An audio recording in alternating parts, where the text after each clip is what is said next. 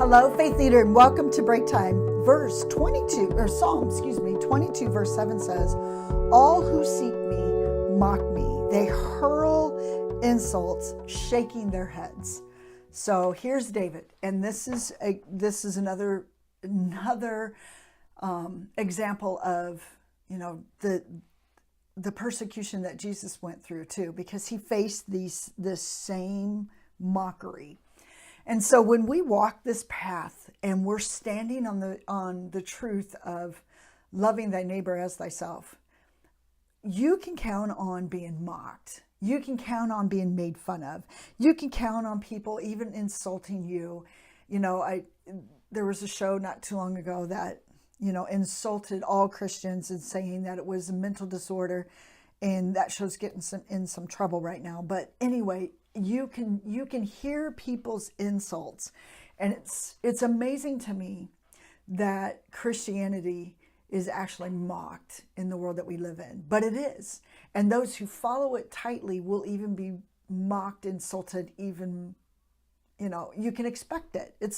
And so it's funny that sometimes that catches us off guard, that when we're insulted because of our faith, that but you and I probably shouldn't expect anything different.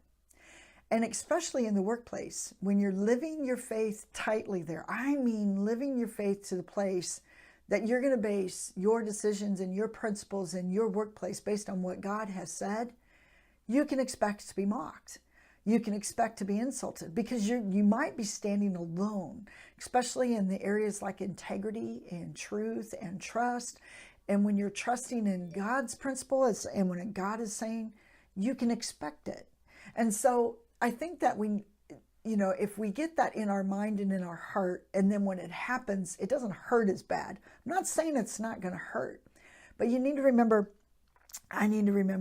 that when we're trusting in the Lord and our identity is in Him, it helps our feet to be grounded when persecutions happen, when people mock us, when people make fun of us.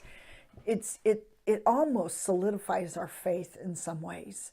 It almost says, yes, this is so real that others are noticing, to the place that it might bring a place, it infuriates them, it troubles them. And so the only outlet they have is you, and to mock you because of what you stand for. You know what I'm saying? And so what other outlet do they have? And so there's something there. If people are mocking you, they're questioning it. If people are insulting you, they're questioning it deep down inside. Don't let them fool you. They are.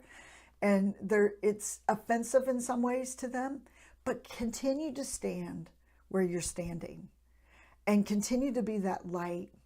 And you know what? If you don't insult back, you're speaking so clearly and louder than what you can even begin to imagine, because they're wanting to engage in a battle with you. But be still in it and allow your faith to be what speaks. Allow your stance with who God is to be what is enormous in your space. Not because you're trying to defend yourself, but let God do it. And you know what? Maybe you're going to win some as a result of that. Just saying. You, my friend, have a blessed day. Standing